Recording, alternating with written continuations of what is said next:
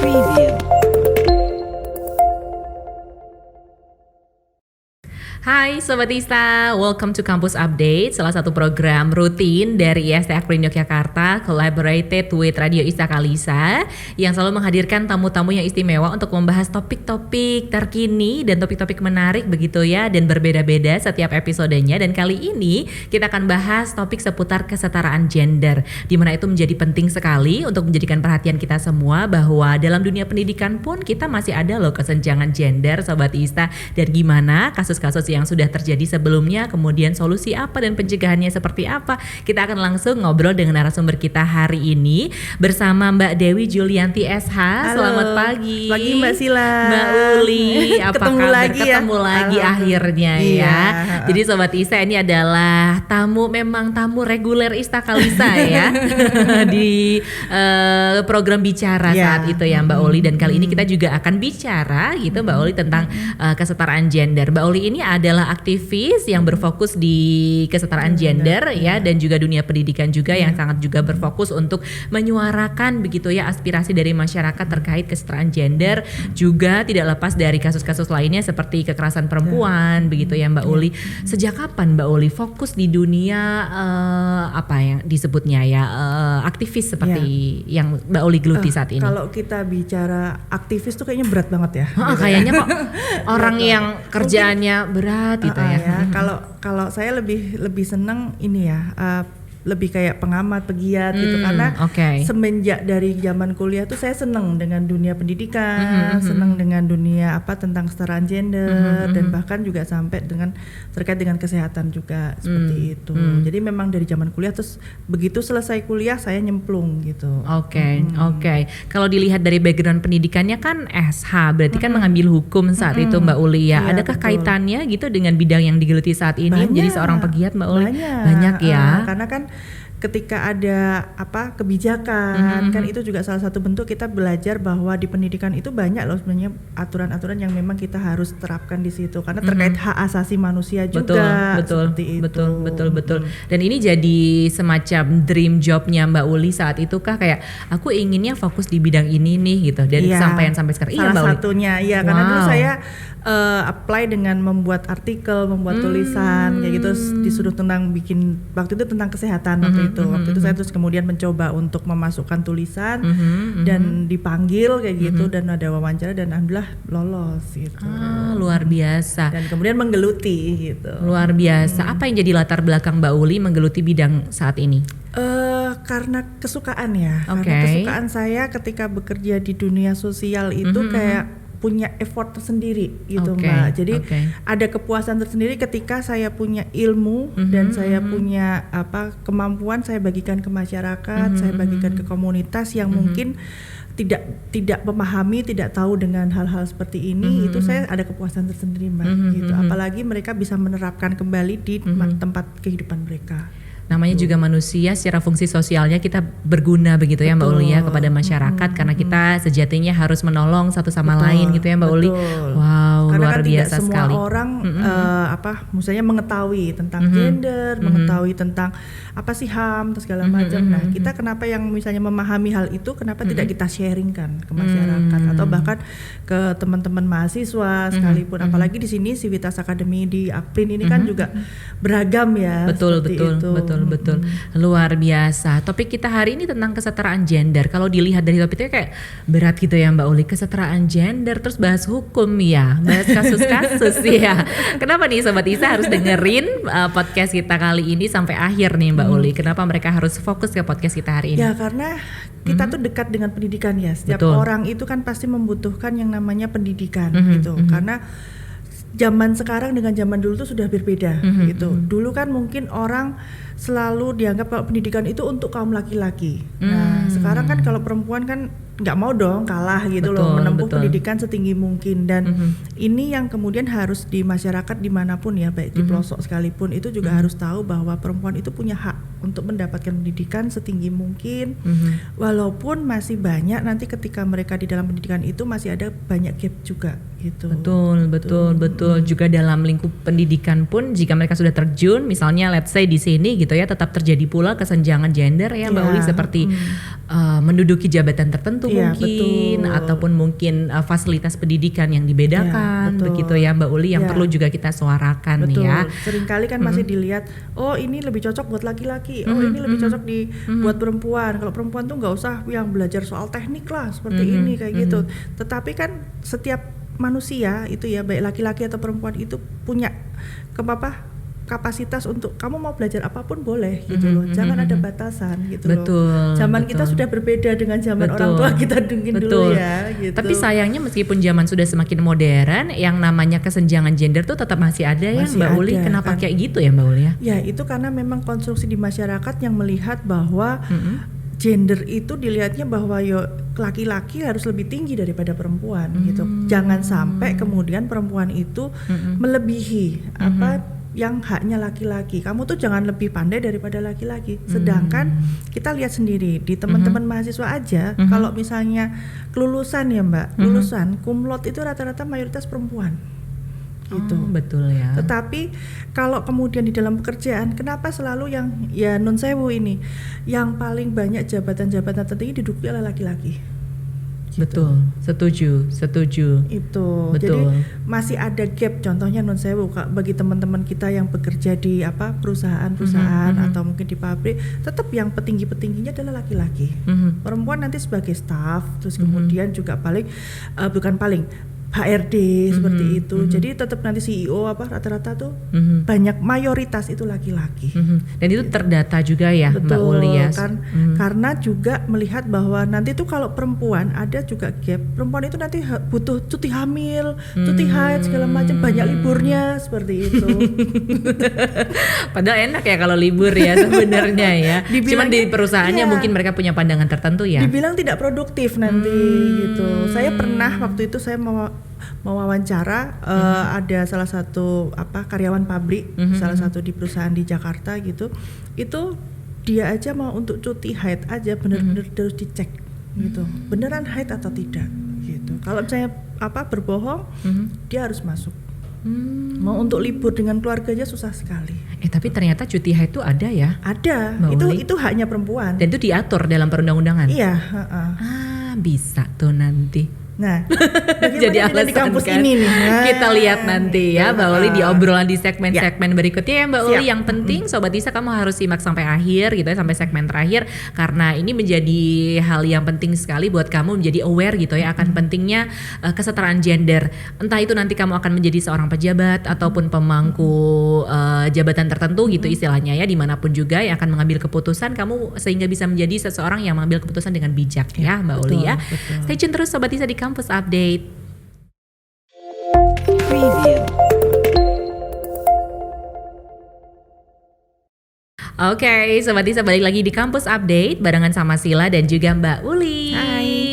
Seru banget di obrolan kita hari ini, terasa ringan gitu ya obrolannya karena kita bawa dengan santai juga dan kita bawa dengan topik-topik yang relate gitu ya, relatable dengan masyarakat dan juga sivitas akademika di IST Akron Yogyakarta. Tadi di segmen 1 kita udah bahas tentang hak-hak apa aja yang bisa seorang wanita dapatkan gitu ya Mbak Uli. Itu juga termasuk idealnya seorang pegawai gitu ya untuk mendapatkan hak-haknya di perusahaan ataupun di pendidikan tinggi, termasuk juga laki-laki pun juga punya hak yang lainnya. Tapi kita nggak akan bahas itu secara dalam, Mbak Uli. Kita bahas tentang peran, kemudian juga kasus-kasus kesetaraan gender yang ada di lingkungan pendidikan tinggi, Mbak Uli. Kenapa sih harus ada kesetaraan gender?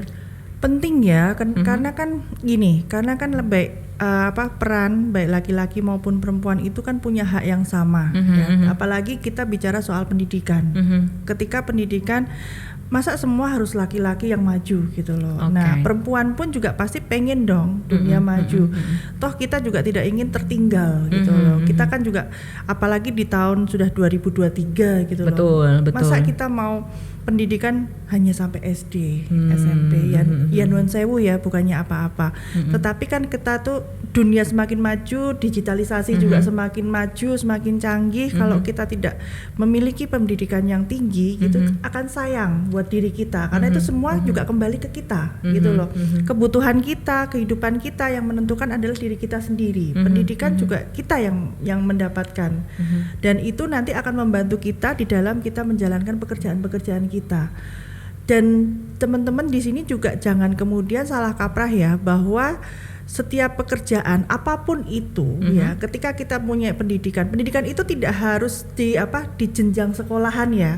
Kita bisa belajar kok dari kursus, dari apapun. Betul. Itu kita bahkan belajar dari sosial media pun bisa, tetapi memang harus bisa memilih mana sih yang bagus buat kita, mana yang kalau tidak bagus jangan diikuti, seperti itu. Karena kalau kita kurang ini nanti kita bisa ya non sewu, apalagi sekarang dunia semakin kejam gitu loh, semakin kejam. Kita bisa dibohongi, apalagi sekarang banyak juga yang kasus-kasus perdagangan orang karena dia kurangnya pengetahuan, sehingga dengan iming-iming pekerjaan mudah dibawa kemana, akhirnya dia terkena kasus perdagangan manusia. Ya, Mbak Uli ya. Oke, jadi pentingnya kesetaraan gender untuk diri kita sendiri, yaitu untuk aktualisasi diri juga ya Mbak Uli ya, dan juga untuk masa depan kita sendiri, supaya nanti kita juga bisa mengakses segala macam lapangan pekerjaan yang bisa jadi bidang pekerjaan kita nantinya, dan juga supaya pendidikan tinggi manapun itu memperhatikan bahwa pendidikan itu hak semua orang. Betul, tidak melihat bahwa itu ini untuk laki-laki, ini perempuan, karena siapapun punya hak untuk belajar. Misalnya di Akprin ini adalah tentang perindustrian, kemudian teknik segala macam, itu perempuan juga bisa akses gitu loh. Jadi tidak hanya terbatas untuk laki-laki. Kadang-kadang kan berpikirnya bahwa ini khusus untuk kampus laki-laki saja gitu. Tidak. Ternyata di sini kan perempuan juga banyak yang sudah akses kuliah di Akprin ini kan. Betul. Gitu. Banyak juga mahasiswa di teknik mesin yang biasanya katanya untuk mahasiswa cowok aja, tapi kita sebetulnya terbuka untuk siapapun ya Mbak Uli. Cuman mungkin masyarakat yang belum terlalu aware akan itu, sehingga makanya podcast kita kali ini menjadi penting supaya masyarakat semakin aware dan semakin terbuka informasinya. Betul. Gitu. Luar biasa. Mungkin kalau akses pendidikan di Akprin memang terbuka, tapi untuk peran pendidikan Mbak Uli apa sih yang perlu disampaikan ke Sivitas Akademika Akprin, bahwa peran-peran yang ada di semua unit mungkin di Akprin ataupun untuk mahasiswa pun juga terbuka untuk semua gender. Iya, kalau saya melihat bahwa semua sivitas akademika, baik dari itu tenaga pendidikan, dosen, bahkan sampai di tingkat jajaran paling atas sekalipun, itu harusnya terbuka untuk semuanya. Tidak ada kemudian melihat bahwa misalnya sebagai pimpinan di sini rektor ya Mbak ya. Rektor itu juga punya kesempatan bagi perempuan-perempuan untuk menjabat sebagai rektor, karena kita melihat dari sisi kualitas gitu loh. Kualitas apakah perempuan ini memang mampu untuk menjadi seorang pemimpin. Jika mampu, kenapa tidak kita berikan kesempatan? Setuju. Gitu. Karena kan tidak ada pemilihan bahwa kadang-kadang kan di dalam misalnya kita dalam pekerjaan atau pendidikan apapun dibutuhkan laki-laki. Nah, selalu laki-laki, padahal belum tentu perempuan tidak bisa gitu loh. Siapa tahu kan perempuan justru malah lebih punya kemampuan lebih. Berarti kalau misalnya ada lowongan dibutuhkan laki-laki atau hanya wanita, itu termasuk diskriminasi gender, nggak boleh kayak gitu Mbak Uli ya. Siapa tahu kita bisa melihat bahwa ternyata perempuan mampu loh melakukan itu. Misalnya tenaga pendidikan juga, misalnya bidangnya prodi apa Mbak di sini yang mungkin cukup teknik geologi mungkin untuk pertambangan. Nah, itu perempuan juga bisa gitu. Jangan salah gitu. Banyak juga kok ya engineer perempuan ya Mbak Uli yang juga sukses gitu ya di bidangnya. Mungkin emang belum terbuka juga ya aksesnya dan nanti juga informasinya. Siapa tahu Akprin berikutnya bisa membuka kesempatan buat perempuan-perempuan di luar sana. Pastinya. Tapi kenapa sampai saat ini diskriminasi gender tuh terus ada gitu Mbak Uli, apalagi di pendidikan tinggi gitu, terkait tadi juga peran-peran tertentu juga masih hanya untuk laki-laki saja gitu. Karena ini Mbak, kita melihatnya bahwa seringkali terbenturnya ya, kenapa kok perempuan dibatasi, itu kadang ada hak-hak perempuan yang kemudian mereka mikirkan nanti kalau perempuan itu dibilangnya rempong gitu, dibilangnya ya, nanti harus tadi yang sudah kita bicarakan juga ya, ada libur ini nanti pekerjaan tidak tuntas, padahal ketika kita sudah bisa efektif berbagi waktu segala macam, pasti bisa, apalagi kalau kita punya partner yang nyaman ya Mbak, kita partner yang nyaman yang bisa kita bertandem gitu, itu sangat enak sekali. Apalagi tidak ada kemudian perbedaan juga terkait upah juga gitu loh. Seperti itu. Oke. Berarti yang seharusnya dilihat adalah kualitas dari individu tersebut, bukan dari hak lain apa yang akan nanti mungkin menghambat gitu ya Mbak Uli, atau mungkin faktor-faktor lain apa terkait gender dia yang nantinya menghambat dia untuk bisa mengenyam pendidikan atau bahkan menggeluti role tertentu di lingkungan pendidikan tinggi. Apalagi Mbak Uli, kan juga kebijakan dari kampus pasti akan melihat keberpihakan juga ya, kebijakan perempuan seperti apa. Seperti itu.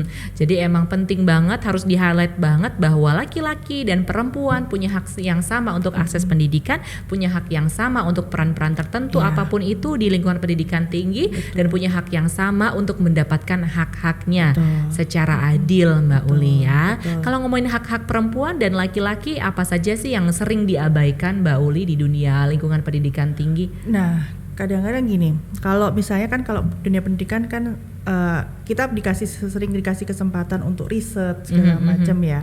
Nah itu kan sebenarnya diflorkan untuk semua tendik gitu ya, tenaga pendidikan, dosen dan segala macam. Kadang-kadang perempuan merasa, oh aku bisa nggak ya? Aku merasa kemudian ada minder gitu. Kayaknya ini yang bisa laki-laki, atau mungkin diberikan kesempatan untuk ada kesempatan buka untuk peningkatan jenjang pendidikan seperti itu. Nah hal itu kan kadang-kadang membuat aku isora ya, aku bisa nggak ya kayak gitu, aku mampu nggak ya. Nah itu yang kemudian kita harus membuat sesama perempuan itu harus sama-sama yuk tunjukkan bahwa kemampuan kita bisa kok gitu. Jangan kemudian hak itu bisa dilakukan bersama-sama dan bisa istilahnya bareng-bareng juga ya. Ketika kita punya partner yang bisa saling mensupport satu dengan lain, itu akan lebih baik banget. Oke, luar biasa. Jadi yang paling penting itu tadi kita paham akan hak-hak kita juga apa, kemudian kesepakatan juga dengan pemangku jabatannya juga ya Mbak Ulia, dan juga bagaimana kita menjalankan hak itu adalah baik ketika memang itu bisa diwujudkan begitu ya Mbak Ulia. Karena kan untuk kepentingan bersama juga. Betul. Karena kan kita ibaratnya adalah semut-semut yang bekerja sama untuk membawa ya kan, dan membawa, menjadi corong kan kelihatan di masyarakat. Oh ternyata aktivitas pendidikan di sini kok bagus ya, maksudnya antara kerjasamanya antara laki-laki perempuan tidak ada perbedaan, terus kemudian juga sama-sama memberikan untuk mereka lebih sukses lagi, memberikan kesempatan bagi perempuan untuk bisa berkarya lebih lagi. Itu nanti akan sangat bisa disoroti oleh masyarakat bahwa aku besok anakku tak kuliah di sini gitu. Itu yang paling penting. Cuma mungkin ada hal lain juga yang belum terlalu dipahami Mbak Uli tentang dampak kalau misalnya kita melakukan diskriminasi gender. Mungkin kayak nggak apa-apa lah, nggak usah jadi pimpinan misalnya perempuan, misalnya teman-teman golongan dari perempuan, kemudian nggak usah lah mereka ikut kegiatan ini karena emang hanya untuk laki-laki. Dampaknya apa untuk mungkin individu masing-masing dan mungkin untuk juga pendidikan tinggi? Sebelum nanti kita break, Mbak Uli boleh sampaikan? Iya. Dampaknya sebenarnya lebih ke diri kita masing-masing ya. Dampak itu akan terasa sekali ketika kenapa sih kita kok dikasih kesempatan tidak memanfaatkan kesempatan tersebut, karena itu adalah untuk peningkatan diri kita juga. Kalau misalnya kita dikasih kesempatan kemudian tidak memanfaatkan kesempatan itu ya apakah akan datang 2 kali gitu loh. Dan kemudian kampus atau dunia pendidikan juga tidak tahu bahwa kemampuan kita tuh sejauh mana. Apakah kita bisa mengupgrade diri atau tidak, seperti itu. Apalagi kan kalau saya, karena orang tua saya juga di dunia pendidikan, jadi saya tahu benar bagaimana beliau itu selalu yang menunjukkan dengan riset, dan itu akhirnya sampai beliau bisa sampai menjadi guru besar gitu. Luar biasa. Berarti segala sesuatu apapun itu yang akan diputuskan harus melalui riset, kemudian pertimbangan yang matang gitu Mbak Ulia, supaya hak-hak siapapun itu bisa difasilitasi ya.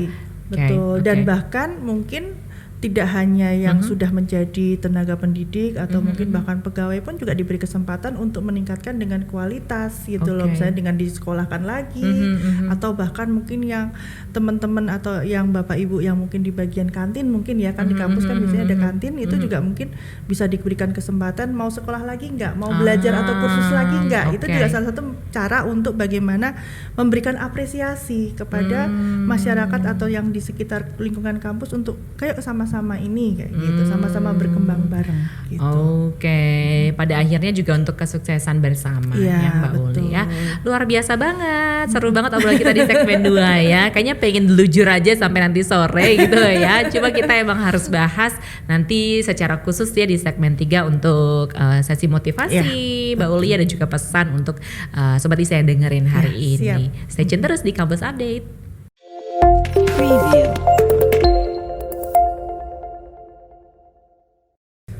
Semua orang wajib banget untuk mendapatkan hak yang sama. Semua orang juga wajib untuk punya akses yang sama untuk pendidikan tinggi Sobat ISA. Itu yang dari tadi kita serukan gitu ya di Kampus Update kali ini bersama Mbak Uli. Dan yang pengen aku highlight hari ini adalah pentingnya juga melibatkan engagement orang-orang Mbak Uli. Jadi kita merasa engage, kita merasa dilibatkan dan merasa dianggap juga, sehingga pekerjaan-pekerjaan kita gitu Mbak Uli di ranah pendidikan juga bisa berjalan dengan lancar. Sehingga pun juga tidak melulu kita membahas tentang perempuan dan laki-laki, tapi semuanya gitu Mbak Uli punya hak yang sama. Entah itu menerima apresiasi dalam bentuk apapun Mbak Uli, kalau mungkin dalam bentuk salary memang sudah kita terima gitu ya. Mungkin perempuan dan laki-laki punya hak yang sama untuk mendapatkan reward apapun itu. Itu penting gak sih Mbak Uli? Oh sangat penting, sangat penting. Kadang gini, kadang-kadang kan kita sudah bekerja keras, kita sudah berusaha semaksimal mungkin, tetapi kadang kita butuh tuh penghargaan ya. Betul. Penghargaan bahwa terima kasih ya atas kerja kerasmu, seperti itu. Terima kasih ya kamu sudah mensukseskan acara ini. Terima kasih kamu sudah bekerja di sini dengan seloyalitas mungkin. Itu sebenarnya sesuatu yang kadang orang anggap sepele gitu, tetapi itu penting buat kita gitu loh. Penting buat kita karena itu akan menjadi penyemangat diri kita untuk bekerja lebih baik lagi, dan kita merasa bahwa kita itu dimanusiakan gitu. Kita dianggap aku ada loh gitu loh. Dan kalau misalnya ada reward yang lain, misalnya berupa ada bonus, itu ya alhamdulillah gitu ya. Tapi kan kadang-kadang ketika kita ya udah itu kan jobmu, ini tanggung jawabmu. Nah, jangan seperti itu dong. Kita juga manusia. Anggaplah kita juga sesama seperti dia gitu. Itu penting banget, Mbak. Jadi pengen nangis, terharu soalnya. Ternyata yang perlu ya, penting juga untuk kita mengapresiasi apapun itu yang udah diupayakan oleh rekan kerja kita Mbak Uli ya. Sesimpel misalnya dia membantu membawakan kursi aja Mbak Uli ya, makasih banget ya sudah membantu acara ini jadi lancar karena kursinya jadi lengkap misalnya kayak gitu ya Mbak Uli ya. Karena kita dengan bilang terima kasih aja ya Mbak, kadang-kadang saya melihat bahwa orang mengucapkan terima kasih aja itu berat loh gitu. Kalau saya alhamdulillah ya, saya sudah dibiasakan oleh kedua orang tua saya bahwa kamu tuh kalau misalnya dibantu orang, ucapkan terima kasih sekecil apapun itu, dan itu jadi kebiasaan gitu. Nah, mungkin culture bekerja seperti itu yang perlu dibangun juga ya Mbak Uli ya di lingkungan pendidikan tinggi seperti di IST Akprin, mengapresiasi rekan kerja gitu ya, mengupayakan hak yang sama, kemudian memberikan juga akses dan hak yang sama untuk seluruh pihak ya, entah itu perempuan ataupun laki-laki ya. Siapapun itu. Jadi jangan kemudian di situ memunculkan aku kan pimpinanmu gitu loh. Jangan kemudian seperti itu gitu. Kita sama gitu. Karena itu jabatan itu sifatnya sementara. Betul. Ya, apa yang kita tempel di dalam diri kita atau jabatan apapun yang kita dapat itu sifatnya sementara, tapi manusiakanlah sesama manusia. Betul. Gitu. Luar biasa sekali. Jadi memanusiakan manusia supaya manusia itu sendiri siapapun itu merasa mereka juga mempunyai dianggap ada, Mbak. Betul, dianggap ada, kemudian juga mempunyai rasa bangga juga akan diri mereka yang sudah mengupayakan yang terbaik gitu ya Mbak Uli ya gitu. Terus gimana dong Mbak Uli untuk membuat seluruh sivitas akademika di IST Akprin itu untuk menjadi sadar bahwa kesetaraan gender tuh penting loh gitu? Gini, karena kan sebenarnya itu budaya ya, budaya yang seringkali sudah melekat di sebuah sivitas akademika. Tetapi budaya itu yang kita harus upayakan untuk pelan-pelan kita kikis gitu loh.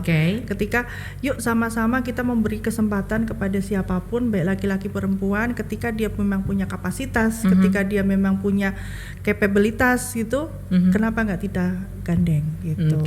Oke. Berarti juga kaitannya dengan pendidikan inklusif itu juga sangat penting ya Mbak sangat Uli? Penting banget karena teman-teman kita, teman-teman yang di disabilitas itu kan kita tidak tahu ya, mereka punya kemampuan, siapa tahu mereka justru punya kemampuannya lebih baik daripada diri kita yang merasa kita aku paham teknik, aku paham segala macam. Tetapi teman-teman yang kadang kita anggap dia kan tidak punya kemampuan, siapa tahu dia lebih daripada lebih kita. Dan yang penting adalah juga kampusnya kampus yang inklusi, ramah untuk disabilitas. Itu dia. Mungkin yang perlu diperhatikan untuk IST Akprin, fasilitas yang ada, kemudian juga mungkin gedung-gedung yang ada bisa aksesibel gitu ya Mbak Uli ya untuk teman-teman disabilitas. Oke, itu menjadi catatan penting buat IST Akprin supaya kedepannya ya Mbak Uli ya menjadi kampus yang inklusif juga. Lebih ini. Betul, luar biasa sekali. Dan gak kerasa loh Mbak Uli, kita udah hampir 30 menit ngobrol gitu ya. Biasanya kan kalau host gitu ya Mbak Uli, tidak terasa waktu sudah berakhir. Cepet ya gitu ya. Tapi berarti ini obrolan kita kayak udah bener-bener merangkum semua yang perlu sekali untuk disampaikan ya Mbak Uli untuk seluruh sivitas akademika, baik dari dosen, tenaga kependidikan, pimpinan, dan juga mahasiswa. Terus apa sih yang menjadi penting yang perlu juga disampaikan dari Mbak Uli ke teman-teman yang mendengarkan hari ini Mbak Uli tentang kesetaraan gender?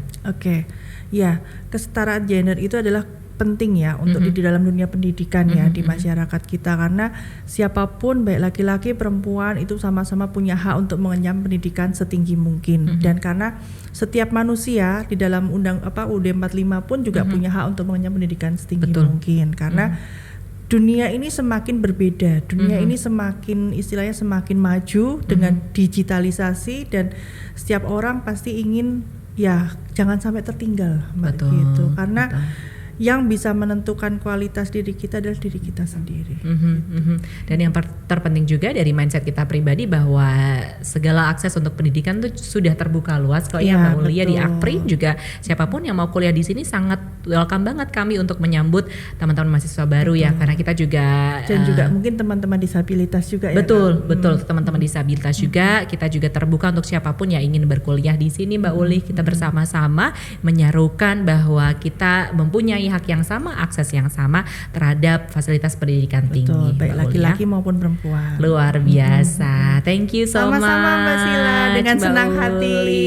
Selalu mau memberikan vibes yang positif, insight-insight yang positif untuk Sobat ISTA sehingga mereka menjadi lebih aware dan sadar akan pentingnya kesetaraan gender. Amin. Ya. Semoga sukses buat Akprin juga. Kita sama ya, mau ngomong hal yang sama. Sukses untuk Mbak Uli. Amin. Semoga selalu sehat dan juga dilancarkan untuk segala upaya yang baik untuk seluruh masyarakat di Yogyakarta khususnya ya Mbak Uli. Sukses juga buat teman-teman Akprin, juga teman-teman di radio juga. Itu juga semua semoga semakin banyak followernya, banyak yang subscribe juga, nanti semakin bisa berkembang lebih baik lagi. Luar biasa. Terima kasih untuk doa-doa baiknya Mbak Uli. Kita ketemu lagi next time di next episode ya Mbak Uli. Kita ngobrol hal lain lagi yang lebih seru juga, yang gak kalah seru. Dan Sobat ISTA, kita akan ketemu lagi di episode-episode yang lain. Thank you so much sudah dengerin podcast kita hari ini dan juga yang sudah nonton di YouTube-nya di Kampus Update kali ini. So tetap semangat untuk masa depan yang lebih hebat. Sila Kalisa pamit. Saya Uli. Bye-bye. Preview.